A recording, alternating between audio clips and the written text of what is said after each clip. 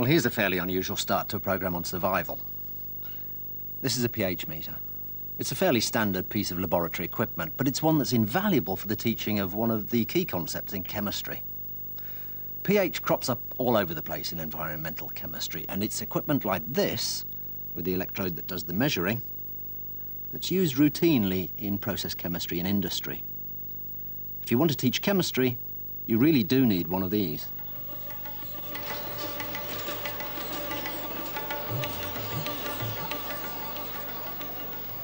India, Jahangirpuri, a slum district in the north of Delhi, but an industrious slum.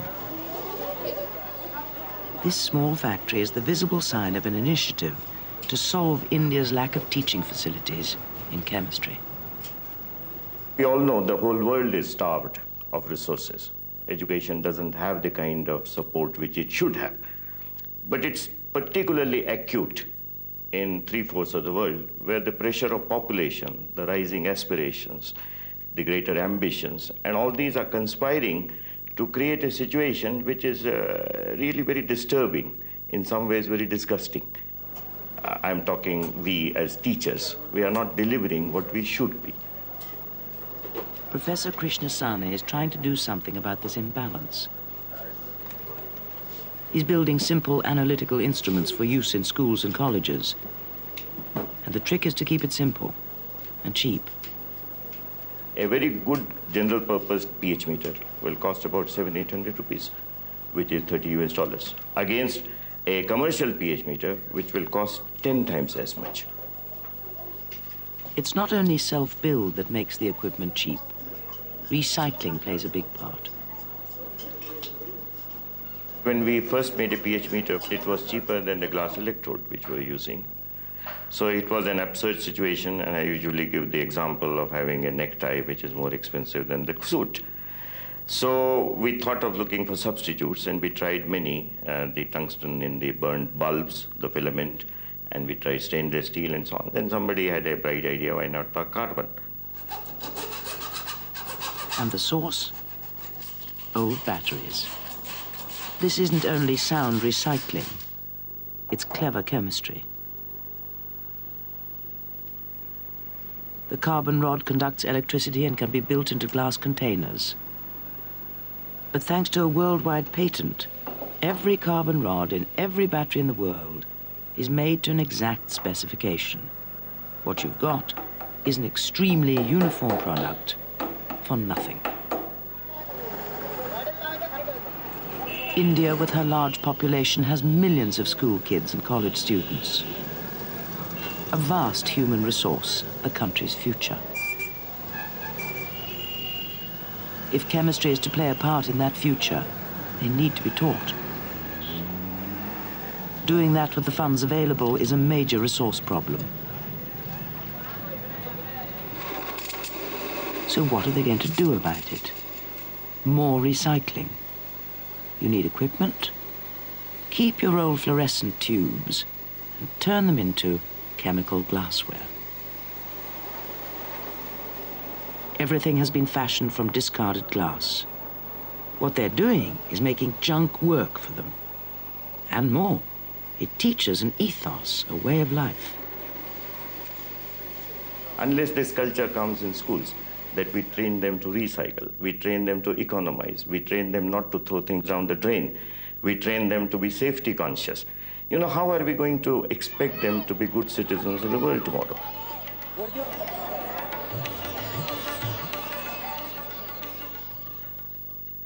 Now that's what I call the chemistry of survival. And it's a million miles away from this next guy. Well, the other side of the world, actually. Here's a completely different notion of survival. But again, chemistry plays its part.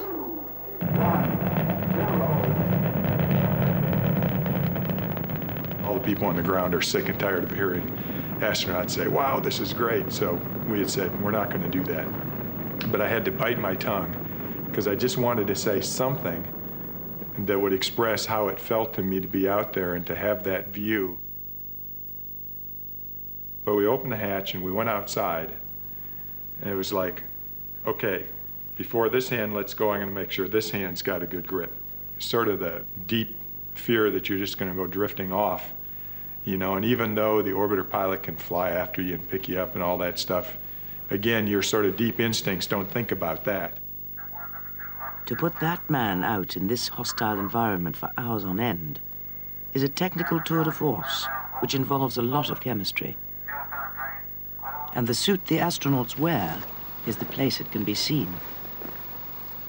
First inside layer of the suit is what we call the cooling garment. And that is a pair of long johns that the astronaut wears. It has a series of tubes running through it that we circulate water to keep the astronaut cool. The next layer that in the suit itself is the inside bladder, and this provides the pressure protection for the astronaut to keep the pressure and the oxygen within the suit so they can breathe it. And then we've got the next layer is what we call the restraint, and what that does, it retains the bladder from blowing up into a balloon when it's pressurized. Those inner layers contain the astronaut's own little atmosphere. They have to be airtight. The synthetic materials prevent leakage of gases. And this means that the carbon dioxide, which we breathe out, increases in concentration in there. If you did nothing about it, it would build up to a toxic level. The answer is in a relatively simple bit of chemistry. Lithium hydroxide was selected because it's so light. That's one of the big drivers in space business, is to get things light, because we got to launch them up into orbit, and that costs fuel. What it does is it takes CO2 molecules and they react with the lithium hydroxide molecules. And that reaction works pretty well. But you have to add a little water to it to make it work really well. And just so happens in the suit, the crewman puts off water as sweat and perspiration. So that's perfect for our environment. So that reaction works very well, and we can get several hours out of our little canister. A demonstration shows the straightforward reaction. We didn't have an astronaut handy, so we got the CO2 from dry ice, solid carbon dioxide. Bubble this through a solution of lithium hydroxide, and you produce lithium carbonate, the white solid that is making the liquid look milky. The disadvantage with lithium hydroxide is it's not a reversible reaction. Once we take the CO2 and react it with the lithium hydroxide, we get lithium carbonate. And for our purposes, we have to throw that away. And there are other ways to remove CO2 that is regenerable, so we can turn that reaction around. But they're much heavier, and for our purposes, didn't trade well. Next layer we have is the inside liner of the outside thermal garment, and what that does, it provides some structural integrity for the suit. As the astronaut's doing various works, it just provides a structural layer for the suit. Next layers are 5 layers of what we call luminized mylar, and what this does, it provides protection for the astronaut and allows the heat within the suit to be retained inside the suit without it leaking out into a space vacuum.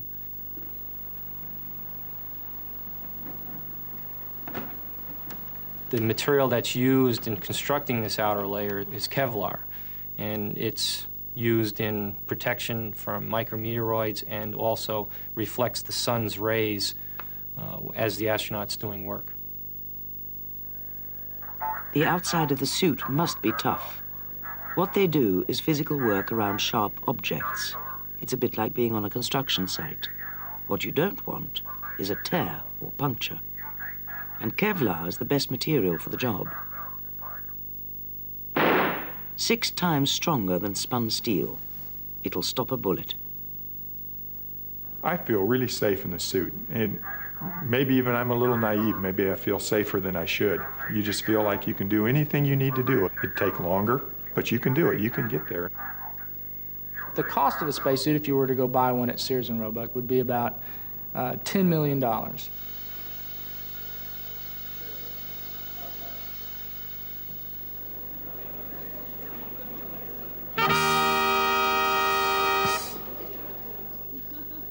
It's most of the air we breathe, folks. But try getting nitrogen to perform. Come on, you lazy little element. We won't hurt you. The little creature would prefer to be left alone, to be just part of the atmosphere. But don't start thinking nitrogen is too lazy to do anything. It's a good friend to us. One of the key elements that makes up proteins and DNA, essential for life. And it's in most of the fertilizer we add to plants in the form of ammonium or nitrate. Some plants use bacteria to convert nitrogen into nitrate. It also gets converted in the atmosphere by lightning. Yeah, oh, sorry, we forgot to tell you about that bit. Oh.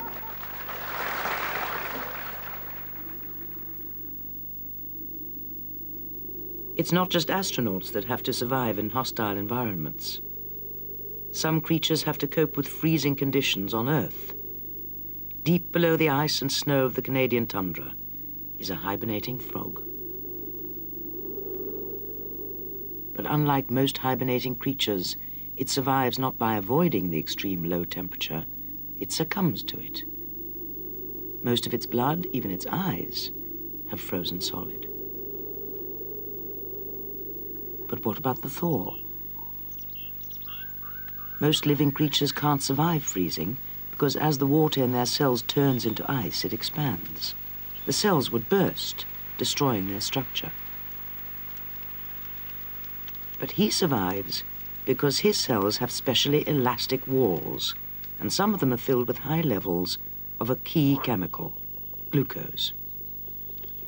Glucose stops the water in these delicate cells from freezing, and so prevents destruction. No human could tolerate concentrations of sugar at this level. And the frog has a mechanism to reabsorb the sugar as it thaws out.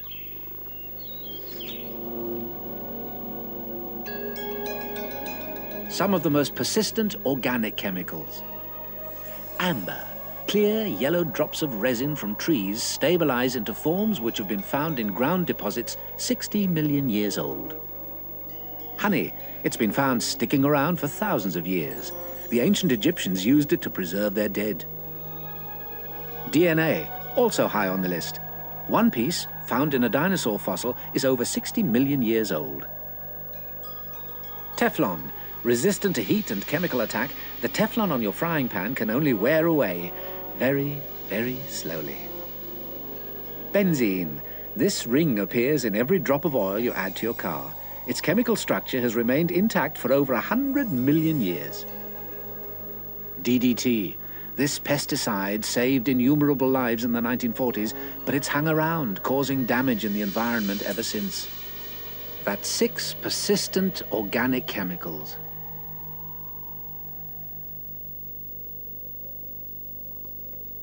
Whoever could make 2 ears of corn, or 2 blades of grass to grow upon a spot of ground where only 1 grew before, would deserve better of mankind and do more essential service to his country than the whole race of politicians put together. The King of Brobdingnag in Gulliver's Travels. The people who made DDT that caused those problems back in the 40s and ever since were helping to make more ears of corn, either literally by getting rid of insect pests on crops or more generally by improving the human condition. And what they didn't know was how DDT would build up in the food chain. Making more ears of corn is still an ambition shared by chemists, but today we try to solve such problems more by learning from the natural world and by taking advantage of what other people have learned from it.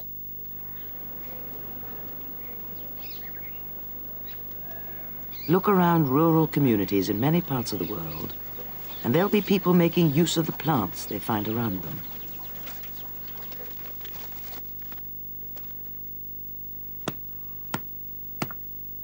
The knowledge of which plant has value, when it should be harvested, and what parts should be used, has been maintained through tradition over thousands of years, often only by word of mouth. And it's important knowledge. In India, the government has set up an enterprise to make sure that what is known about these plants is never lost. Because these villagers aren't preparing just food or firewood, they're making medicines. And the plant they're working with? The neem tree. The neem tree can be found all over India, and extracts from its bark, seeds and leaves play an important part in providing cures for over 50 ailments, from liver disease to leprosy.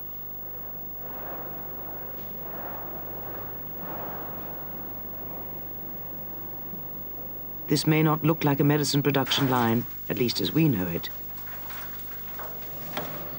but it doesn't mean what's produced doesn't work. Behind these practices of mashing, boiling, and distilling, there is a basic scientific rationale. The effects of different plants on the body have been observed on many subjects over hundreds or even thousands of years. These are the results of scientific progress, progress by trial and error. Methods, mixtures, and dosages have been adjusted to gain better medical effects. In India, these treatments are used by millions, and the neem tree has played a central role in this. And it is this wealth of knowledge that the West wants to tap into.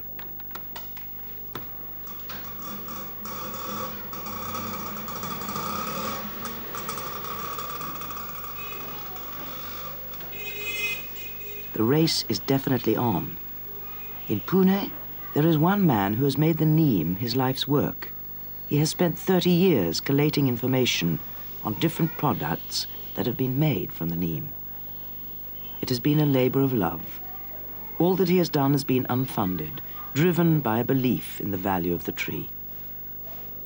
I feel that the labor which I have put it for last 30 years, now it is getting very good response from all over the world. That has created real interest.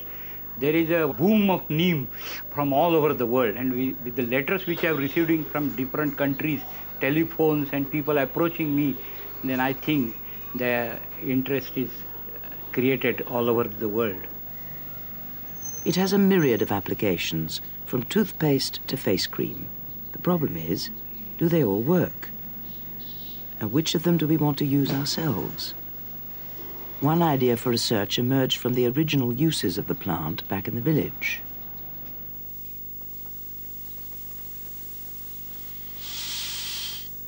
Grain needs to be stored for up to 6 months. Fresh neem leaves are mixed in the grain to prevent it from being eaten by insects.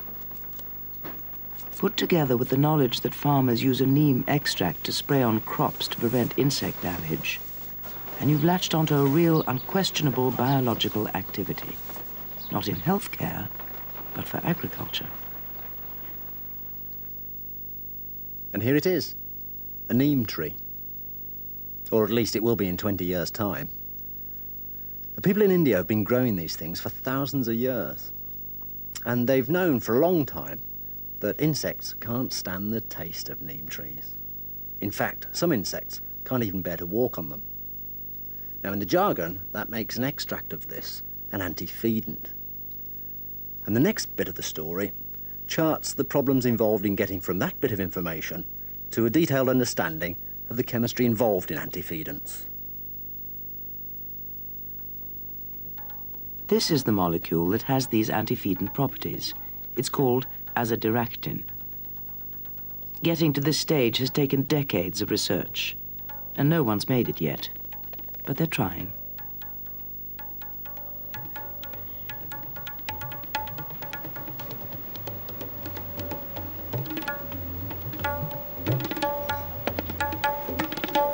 At the University of Cambridge, Professor Steve Lay and his research group are trying to make the molecule in the laboratory. The tree makes it easily enough, but it is more of a problem to synthesize it yourself. We're making the molecule in 2 halves, and if I tell you the most difficult part has been one half of this molecule that's required us to use 36 linear steps to make it. This is really quite a difficult task to work out. Every one of those is new. Every step in this pathway, of course, creates new materials that have never before been seen on the planet. So this is real research at its front end, and it's very complicated to achieve. They've nearly reached the final stage when the 2 halves of the molecule will be linked up.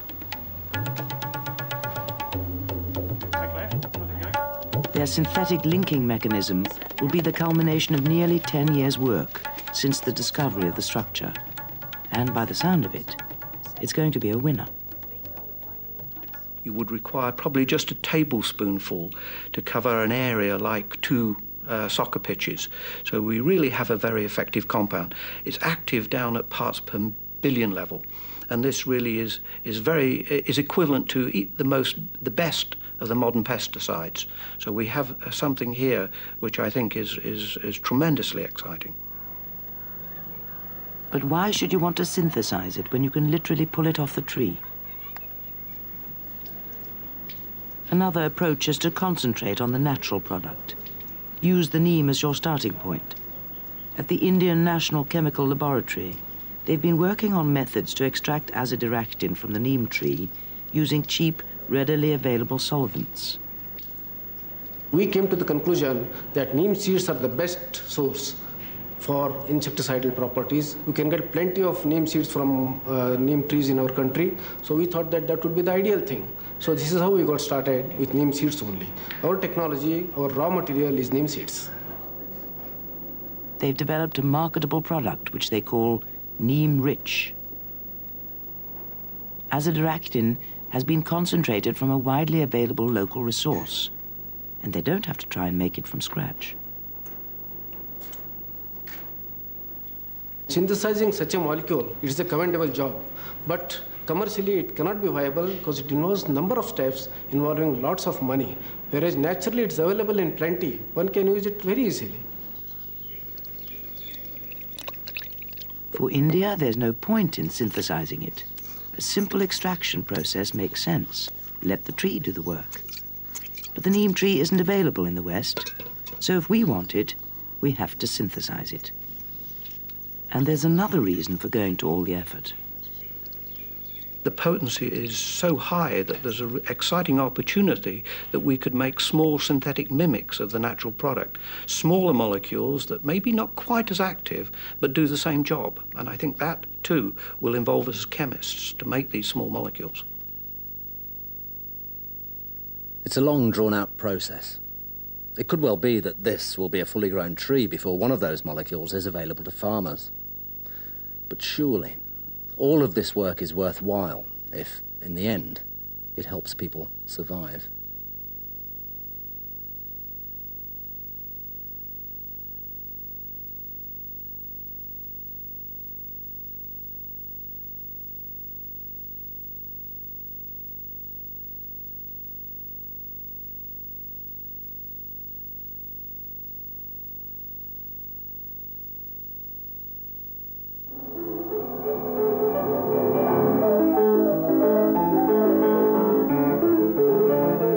Did you know that chemists live longer than the average person? The trouble is, they're also more likely to suffer mental disorder or to die in a plane crash.